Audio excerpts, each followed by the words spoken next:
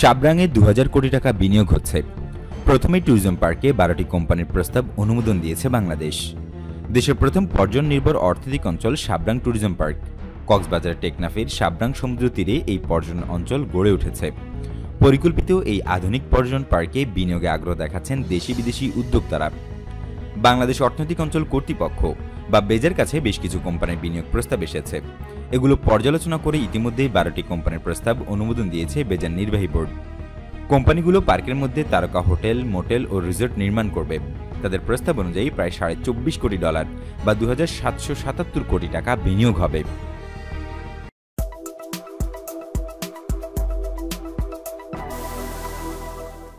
বেজা জানায়, পর্যটকদের কাছে আকর্ষণীয় করে তোলার জন্য ১০৪৭ একর আয়তনের এই পার্কে অত্যাধুনিক সুযোগ সুবিধা রেখে অবকাঠামো নির্মাণ হচ্ছে। প্রস্তাব অনুমোদন পাওয়া ১২ কোম্পানি ১১৬ একর জমিতে বিভিন্ন স্থাপনা নির্মাণ করবে। এতে ১০,০০০ লোকের কর্মসংস্থান হবে। ১২ প্রতিষ্ঠানের মধ্যে ২টি বিদেশি কোম্পানি আছে। সিঙ্গাপুরের ইন্টার এশিয়া গ্রুপ ৮৩ একর জমিতে $৯ কোটি বিনিয়োগে হোটেল, মোটেল ও রিসোর্ট করবে। এতে প্রায় ৬,০০০ লোকের কর্মসংস্থান হবে।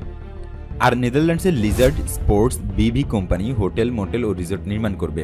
এছাড়া দেশি কোম্পানি white orchid guest house, moonlight overseas, BCS multipurpose welfare cooperation society, Datasoft system BD ও project promo, knit plus, biotech printing plus, Ifad autos, Ifad motor, the cock studio ও সুইট ড্রিম ম্যানেজমেন্ট বিনিয়োগের অনুমোদন পেয়েছে। ৩টি কোম্পানির সঙ্গে জমি ইজারা চুক্তি সই করেছে বেজা। আরও ৪টি কোম্পানি জমি বরাদ্দপত্র ইস্যু করেছে। এই পার্কের পরিকল্পিত উন্নয়নে বাংলাদেশের প্রতিষ্ঠান ডেভেলপমেন্ট ডিজাইন কনসালটেন্টস ও কোরিয়ান পরামর্শক প্রতিষ্ঠান দহুয়া কনসালটেন্টস যৌথভাবে মহাপরিকল্পনার খসড়া প্রণয়ন করেছে। বেজা মাটি ভরাট, ভূমি, সড়ক উন্নয়ন সহ অন্যান্য উন্নয়ন কার্যক্রম করছে। পার্কটি টেকনাফ স্থলবন্দর থেকে ৮ কিলোমিটার ও কক্সবাজার বিমানবন্দর থেকে গাড়িতে ২ ঘন্টা দূরত্বের মধ্যে, আর ঢাকা থেকে দূরত্ব ৪৫০ কিলোমিটার। এটি পাহাড় ও সমুদ্র সৈকত নিয়ে বহুমুখী ও বৈচিত্র্যপূর্ণ চমৎকার একটি অঞ্চল। বেজার নির্বাহী চেয়ারম্যান পবন চৌধুরী বলেন, বিদেশি পর্যটকদের ভ্রমণ উপযোগী প্রাকৃতিক বৈচিত্র্য মাথায় রেখেই এই পার্ক উন্নয়ন করা হচ্ছে। এখানে বাঁধ ও সুইচ গেট নির্মাণ করা হয়েছে।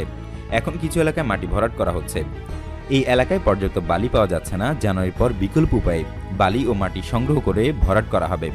আগামী মৌসুমে মাটি ভরাট কাজ শেষ করে ২০২১ সালে বিনিয়োগকারীদের জমি হস্তান্তর করা হবে। বিনিয়োগকারী প্রতিষ্ঠান হোয়াইট আর্কিড হোটেলের মহাব্যবস্থাপক রিয়াদ ইফতেখার জানান, বেজা প্লট হস্তান্তর করলে নকশা অনুমোদনের জন্য দেয়া হবে। নকশা অনুমোদনের পর দ্রুত নির্মাণ কাজ শুরু করবেন তারা। তাদের নির্মাণ করা রিসোর্ট বিদেশি পর্যটকের উপযোগী করা হবে। মহাপরিকল্পনা বা খসড়া পরিকল্পনায় বলা হয়েছে, পর্যটন শিল্পের সম্ভাবনা ও সমস্যা চিহ্নিতকরণের মাধ্যমে জীববৈচিত্র্য, দেশি সংস্কৃতি, কৃষ্টিকে অগ্রাধিকার দিয়ে সাবরাং ট্যুরিজম পার্ক পর্যটক বান্ধব করা হবে। এর সঙ্গে কক্সবাজারের অন্যান্য পর্যটন স্থানের একটি সামগ্রিক যোগসূত্র স্থাপন করা হবে। পার্কে ৩০% বা ৩১৫ একর জায়গার রিসোর্ট ও হোটেল, লেক ও তীরবর্তী রিসোর্ট ও হোটেল, সাধারণ হোটেল এবং সার্ভিস স্টুডিও অ্যাপার্টমেন্ট করা হবে। ৩০ একর জায়গা শপিং সেন্টার, ঐতিহ্য ও মুক্তিযুদ্ধ জাদুঘর, amphi theatre, convention centre, amusement park হবে।